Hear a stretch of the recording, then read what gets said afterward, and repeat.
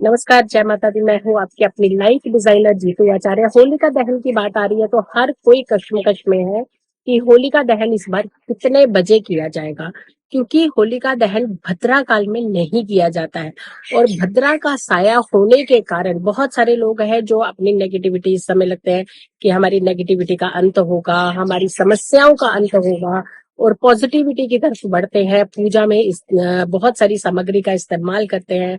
कुछ लोग उपले इसमें डालते हैं, उपले डाल करके पूजा करते हैं, कुछ कपूर डाल करके पूजा करते हैं, कोई गोमती चक्र से पूजा करता है और कोई धान की जो बलियां होती है उससे ये पूजाएं करते हैं।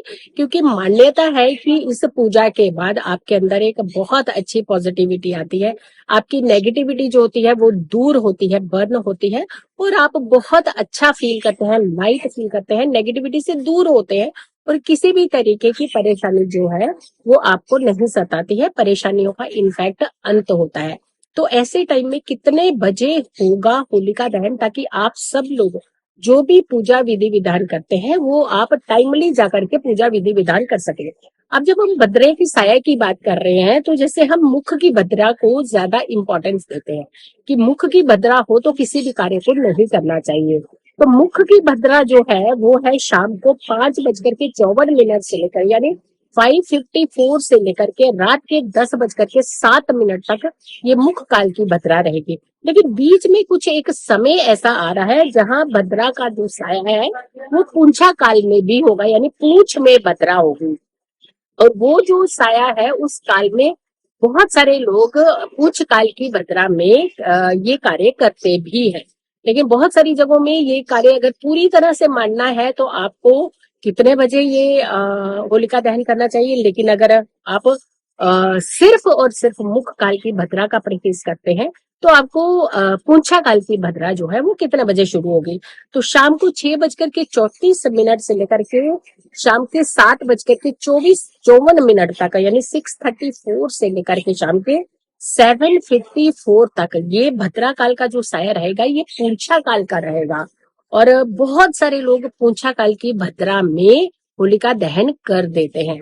लेकिन जो लोग पूंछा काल की भद्रा में जाकर के होलिका दहन करने वाले हैं या उस समय पूजा विधि विधान करने वाले हैं तो आप शाम को 6:34 6:34 से लेकर के 7:54 यानी 7:54 तक के बीच का समय जो है वो ले सकते हैं।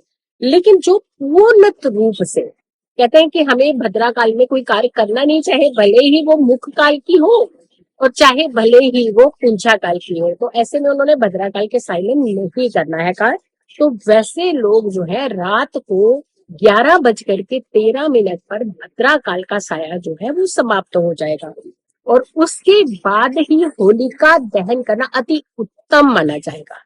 यानी सबसे बेस्ट टाइम जो है, भले ही थोड़ा सा लेट जरूर होगा क्योंकि बहुत सारे लोग हैं कि शाम को ही पूजा ज्यादातर करते थे और रात्रि में अपने घर में खाने का सिस्टम है, बहुत सारी चीजें हैं, त्योहार के आगाज कर देते थे। लेकिन इस बार ऐसा नहीं कर पाएंगे क्योंकि रात्रि में रात को 11:13 के बाद ही, होलिका दहन के बाद ही वो रंगों की होली का आगाज करते हैं या फिर आप फेस्टिवल की एक तरह की शुरुआत कर देते हैं।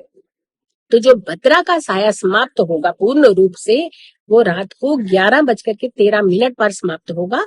और जो लोग भी परहेज करते हैं भद्रा काल में किसी भी तरीके का दहन नहीं करने का, यानी चाहे पूंछा की हो चाहे मुख की हो, तो नहीं करना मीन्स नहीं, तो ऐसे लोग रात को 11:13 के बाद ही इस पूजा को विधि विधान को करें। हाँ, लेकिन ये कार्य निश्चित काल से कहते हैं कि पहले पहले खत्म कर देना चाहिए। निश्चित काल जो है वो मध्य रात्रि के 12:33 पर शुरू हो जाएगा। तो यानी 12:33, 11:13 से लेकर के रात्रि के 12:33 के अंदर ही आप इस कार्य को संपन्न कीजिएगा। इसे ज्यादा स्ट्रेच नहीं करना क्योंकि उसके बाद निश्चित काल जो है उसमें नहीं किसी भी कार्य को आपने करना। तो इस कार्य को आपने 11:13 के बाद कर सकते हैं। तो भद्रा काल का जो साया है अगर आप पूर्ण रूप से मानते हैं तो आप ना मुख की भद्रा में कीजिएगा ना पूंछा की भद्रा में कीजिएगा, आप रात के 11:13 के। लेकिन अगर पूंछा में करना चाहते हैं तो हमने आपको समय बता दिया है कि शाम को 6:34 से लेकर के रात के 7:54 का जो समय है इस बीच में पूंछा काल की भद्रा होगी उस बीच में अगर आप चाहे तो करना चाहते हैं तो कर सकते हैं, क्योंकि कुछ लोग इस विधि विधान को फॉलो करते हैं। तो ये सटीक जानकारी थी जो भद्राकाल की, क्योंकि बहुत सारे लोग इस समय डिलेमा में है कि क्या करें, कैसे करें, कब होगा ये साया, ये किस तरीके से हम करेंगे। तो ये आपको पूरी पूर्ण जानकारी हमने आप तक पहुंचा दी। आप इस वीडियो को बहुत सारे लोगों को जरूर शेयर कीजिएगा, ताकि सब लोग जो भी पूजा विधि विधान करते हैं वो इस समय को फॉलो कर सके। सो अगली वीडियो को लेकर के जल्दी हाजिर होंगी। तब तक के लिए नमस्कार, जय माता दी। अच्छे से होली खेलिएगा, सेफ होली खेलिएगा, किसी को परेशान नहीं करना है, अपनों के साथ मिल करके होली खेलिएगा। नमस्कार, जय माता।